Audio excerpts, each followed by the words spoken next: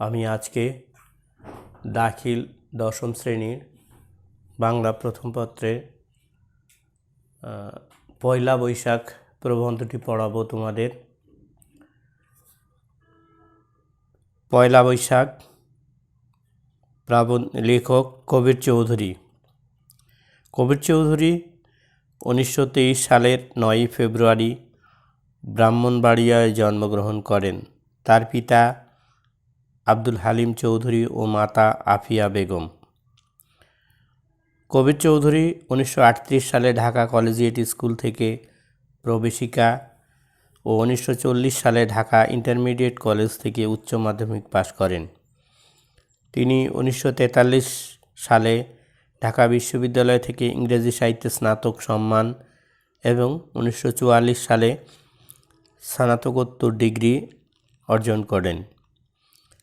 এছাড়া যুক্তরাষ্ট্রের ক্যালিফোর্নিয়া বিশ্ববিদ্যালয় ও মিনেসোটা বিশ্ববিদ্যালয়ে তিনি অধ্যয়ন করেন। চাকরি ও অধ্যাপনা করে তার কর্মজীবন শেষ হয়। ঢাকা বিশ্ববিদ্যালয়ের অধ্যাপক হিসেবে তিনি অবসর গ্রহণ করেন।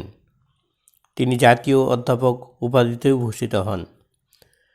তিনি শিক্ষাবিদ, প্রাবন্ধিক ও অনুবাদক হিসেবে খ্যাতি অর্জন করেন। প্রগতিশীল অসাম্প্রদায়িক একটি আধুনিক রাষ্ট্র ব্যবস্থা প্রতিষ্ঠার জন্য তিনি আজীবন সংগ্রাম করে গেছেন। তার উল্লেখযোগ্য রচনা ছয় সঙ্গী, প্রাচীন ইংরেজি কাব্য সাহিত্য, আধুনিক মার্কিন সাহিত্য, সাহিত্যকোষ, স্তদাল থেকে প্রুস্ত, পুশকিন ও অন্যান্য, বঙ্গবন্ধু শেখ মুজিব, মুক্তিযুদ্ধ চর্চা, ছোটদের ইংরেজি সাহিত্যের ইতিহাস, ছবি, কথা, সুর, শহীদের প্রতীক্ষায়। তিনি বাংলা একাডেমি পুরস্কার ও 21 পদক সহ অসংখ্য পুরস্কার ও সম্মাননায় ভূষিত হন। কবির চৌধুরী 2011 সালের 13 ডিসেম্বর পরলোক গমন করেন। এখন আমরা পাঠ পরিচিতি পড়ব। বাংলা একাডেমি থেকে প্রকাশিত বাংলাদেশের উৎসব নববর্ষ নামক প্রবন্ধ থেকে রচনাটি সংকলিত হয়েছে। গ্রন্থটি সম্পাদনা করেছেন মোবারক হোসেন। বাংলা নববর্ষ পয়লা বৈশাখ বাঙালির সর্বশ্রেষ্ঠ সাংস্কৃতিক উৎসব। কৃষিনির্ভর দেশে ফসল উৎপাদনের সঙ্গে সামঞ্জস্য রক্ষা করে প্রাচীনকাল থেকে বাংলা নববর্ষ উদযাপনের ধারণা তৈরি হয়। এই উৎসব শুধু হিন্দু বা মুসলমানদের কিংবা বৌদ্ধ খ্রিস্টানের নয়, এ উৎসব সমগ্র বাঙালির। এ উৎসব শুধু বিত্তবান, মধ্যবিত্ত বা দিন দরিদ্র কৃষকের নয়, এ উৎসব বাংলাভাষী এবং বাংলাদেশে বসবাসকারী সমস্ত মানুষের। ধর্মীয় সংকীর্ণতার বৃত্ত অতিক্রম করে বাংলা নববর্ষ উৎসব আজ আমাদের জাতীয় চৈতন্যের ধারক, এ অভিমত ব্যক্ত করে লেখক প্রবন্ধটিতে পয়লা বৈশাখের জয়গান গেয়েছেন। প্রায় সব দেশেই, সব জনগোষ্ঠীর মধ্যে, সব সংস্কৃতিতেই নববর্ষ উদযাপনের প্রথা প্রচলিত আছে। অবশ্য উদযাপনের রীতি, প্রকৃতি ও পদ্ধতি প্রকরণের মধ্যে তারতম্য আছে, তবু সর্বক্ষেত্রেই একটি মৌলিক ঐক্য আমাদের চোখে পড়ে।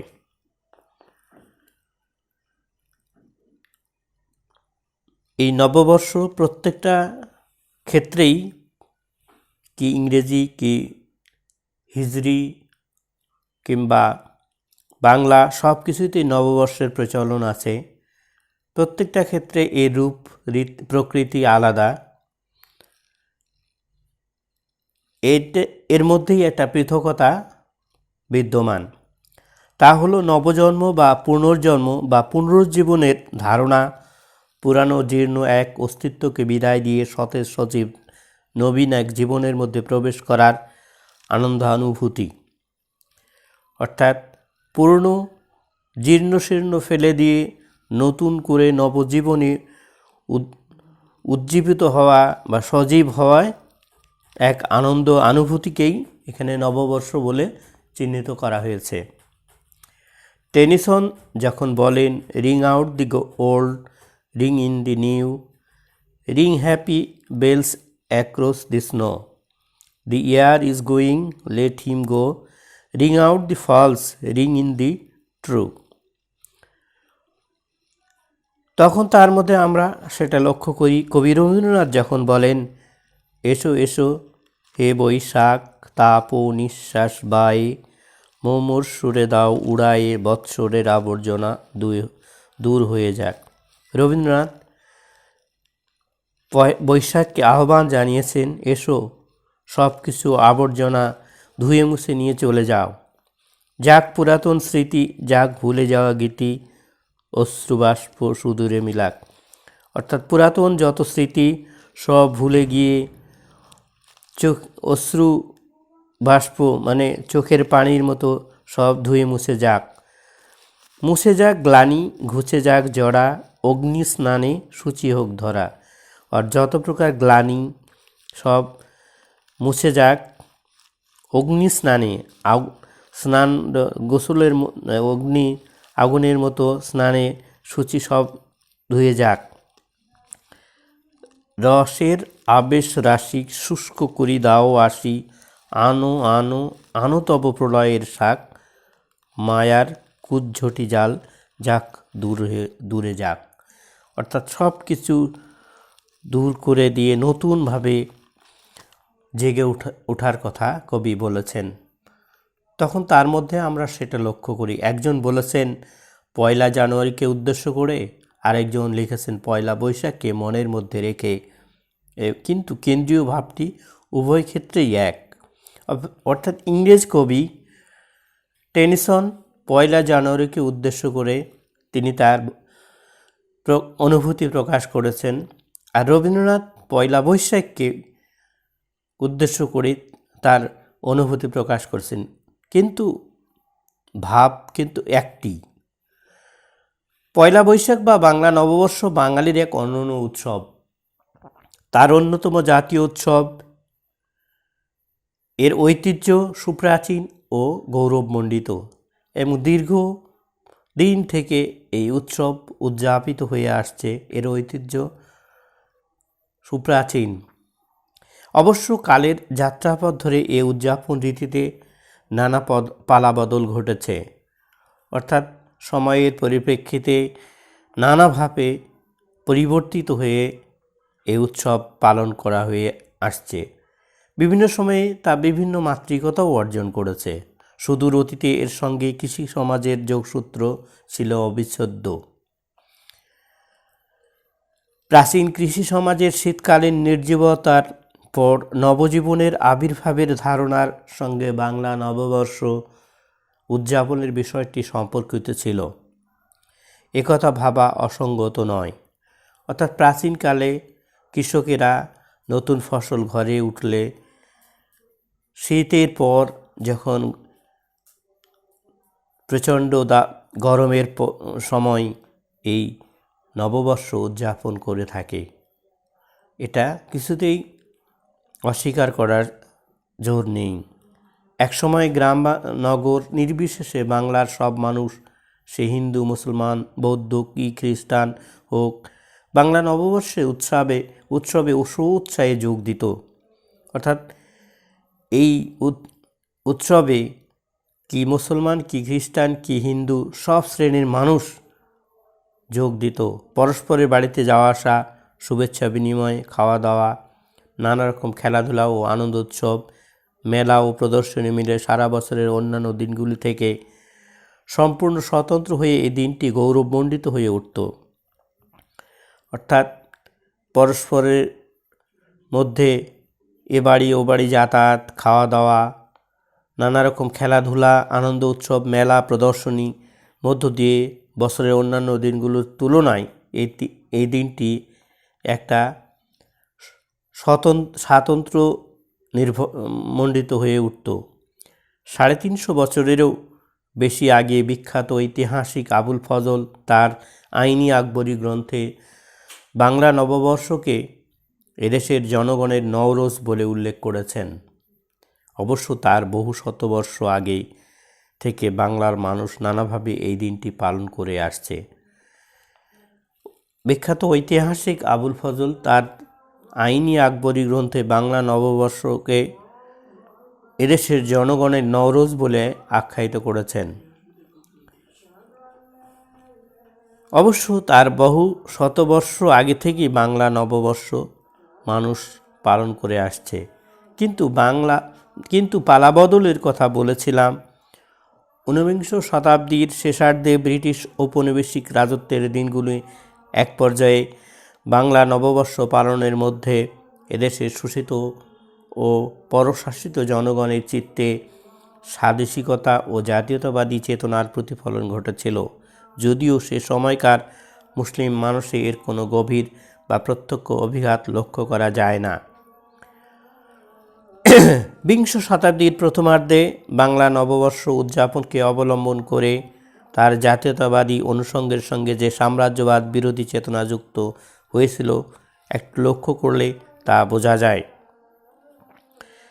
1947-এ উপমহাদেশে বিভক্তির ফলে পাকিস্তান সৃষ্টির পর সেদিনের পূর্ব পাকিস্তান বাংলা নববর্ষ উদযাপন নিয়ে তৎকালীন নয়া উপনিবেশবাদী ক্ষীণদৃষ্টি ধর্মান্ধ পাকিস্তানি শাসকবর্গ যে মনোভাব প্রদর্শন করেন তা একই সঙ্গে কৌতূহল উদ্দীপক ও ন্যাক্কারজনক। অর্থাৎ 1947 সালের পর যখন দেশ ভাগ হয়ে যায় তখন এই বাংলা নববর্ষ উদযাপন নিয়ে তৎকালীন শাসক গোষ্ঠীর মধ্যে দ্বিধাদ্বন্দ্ব ছিল এবং তারা এই নববর্ষ উদযাপনকে হাস্যকর ও ন্যাক্কারজনক বলে মনে করত। তখন এই অঞ্চলের শিক্ষিত মানুষ ধর্ম ও সম্প্রদায় নিরপেক্ষভাবে একটি প্রতিবাদী মনোভাব নিয়ে পরম উৎসাহ ভরে বাংলা নববর্ষ উদযাপন করেছে। এর মধ্য দিয়ে তারা তাদের বাঙালি জাতীয়তাবাদী চেতনাকে তুলে ধরেছে, তাদের স্বতন্ত্র সাংস্কৃতিক পরিচয় ঘোষণা করেছে, তাদের দীর্ঘদিনের ধর্ম নিরপেক্ষতার আদর্শের প্রতিফলন ঘটিয়েছে। অর্থাৎ এই জাতীয়তাবাদী চেতনাকে কেন্দ্র করে মানুষ ধর্ম ও সম্প্রদায় সব কিছু নিরপেক্ষ মনে করে এই উৎসবকে তারা পালন করেছে। আজ স্বাধীন বাংলাদেশেও এই দিনটি নানা কর্মকাণ্ডের মধ্য দিয়ে উৎসবমুখর হয়ে ওঠে। ব্যবসায়ী মহলে হালখাতা ও মিঠাই বিতরণের অনুষ্ঠান তো আছেই। অর্থাৎ স্বাধীন বাংলাদেশ সেও এই উৎসবটি আরও জাঁকজমকভাবে পালন করে আসছে মানুষ।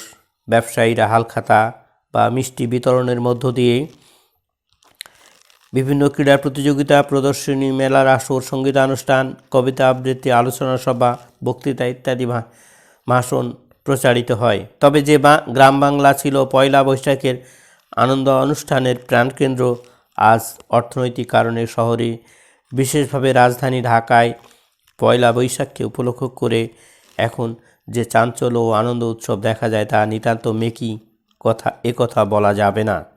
কিন্তু তার মধ্যে মধ্যবিত্ত ও উচ্চবিত্ত নাগরিকের বুর্জোয়া বিলাস ও ফ্যাশনের একটি বড় অংশ কাজ করছে, সে কথা মানতেই হবে। অর্থাৎ এখন ঢাকা শহর কেন্দ্রিক যে নববর্ষ উদযাপনের চাঞ্চল্য ও আনন্দ উৎসব দেখা যায় তা এক নিতান্ত মেকিও বলা যাবে না। কিছুটা বুর্জোয়া শ্রেণীর বা ধনী ব্যক্তিদের ফ্যাশনের একটা বড় অংশ বলে মনে হয়। পয়লা বৈশাখকে এই অবস্থা থেকে উদ্ধার করা প্রয়োজন। অর্থাৎ আজকের যে সংস্কৃতি সেই সংস্কৃতির থেকে উদ্ধার করা বিশেষ প্রয়োজন। বৃহত্তর জনজীবনের সঙ্গে শ্রমজীবী মানুষের অন্তঃসত্ত্বার সঙ্গে এর রাখি বন্ধনকে আবার নতুন করে বাঁধতে হবে। অর্থাৎ সমস্ত মানুষের বা শ্রমজীবী মানুষের অন্তরাত্মার সঙ্গে রাখি বন্ধনের একটা নতুন দিক উন্মোচন করতে হবে। সেই লক্ষ্যে আমাদের আজ বাংলা নববর্ষের মধ্যে সচেতনভাবে নতুন মাতৃকতা যোগ করতে হবে। বাংলা নববর্ষের উৎসব যে বিশেষভাবে ঐতিহ্যমণ্ডিত শ্রেণীগত অবস্থান নির্বিশেষে সাধারণ মানুষের উৎসব, এর একান্ত ধর্মনিরপেক্ষ চরিত্র যে অত্যন্ত তাৎপর্যময়, আজ সে কথা আবার জোরের সঙ্গে বলা চাই। নিজেকে একবার একজন হিন্দু, বৌদ্ধ কিংবা খ্রিস্টান ধর্মাবলম্বী বাংলাদেশের মানুষ হিসেবে ভেবে দেখুন, তাহলে এর শোভিনিস্টিক দিকটি বুঝতে পারবেন। অর্থাৎ আমরা বাঙালি, এই উৎসবটা বাঙালিদের জন্যই, নির্দিষ্ট কোনো ধর্মাবলম্বী ব্যক্তিদের জন্য নয়। অথচ এ অঞ্চলের ঐতিহ্য তো তা নয়। ইংরেজ সাম্রাজ্যবাদী বেনিয়া শক্তির সামনে স্বাধীন বাংলার সূর্য ডুবে যাওয়ার পূর্ব মুহূর্তে সিরাজদৌলা শেষবারের মতো লড়াই করার জন্য ডাক দিয়েছিলেন হিন্দু মুসলমান উভয়কেই। অর্থাৎ বাংলার শেষ স্বাধীন নবাব সিরাজদৌলা এই ইংরেজদের বিরুদ্ধে যুদ্ধ ঘোষণা করেছিলেন এই হিন্দু মুসলিম উভয় সম্প্রদায়ের মানুষকে নিয়ে। আমাদের ঐতিহ্য তো মীর মদন ও মোহনলালের, তিতুমির ও মঙ্গল পাণ্ডের, গোবিন্দদেব ও মুনির চৌধুরীর। তবে কেন এখন এরকম ঘটছে? পাকিস্তানি আমলে ধর্মের নামে নৃশংসতার ইতিহাস ভুলে যাওয়া কি এতই সহজ? অর্থাৎ আমাদের ঐতিহ্য মীর মদন, মোহনলাল, তিতুমির, মঙ্গল পাণ্ডে, গোবিন্দদেব ও মুনির চৌধুরীর এই ঐতিহ্যকে যেভাবেই হোক ধারণ করতে হবে। বাঙালির শ্রেষ্ঠ উৎসব বাংলা নববর্ষ উদযাপন আমাদের ধর্ম নিরপেক্ষ চেতনাকে অপরাজেয় শক্তি ও মহিমায় পূর্ণ করুক, এই হোক আমাদের কামনা, শুভকামনা। জয় পয়লা বৈশাখ। সুপ্রিয় বন্ধুরা, আজকে এই পর্যন্তই। আগামী ক্লাসে আবার কথা হবে। খোদা হাফেজ।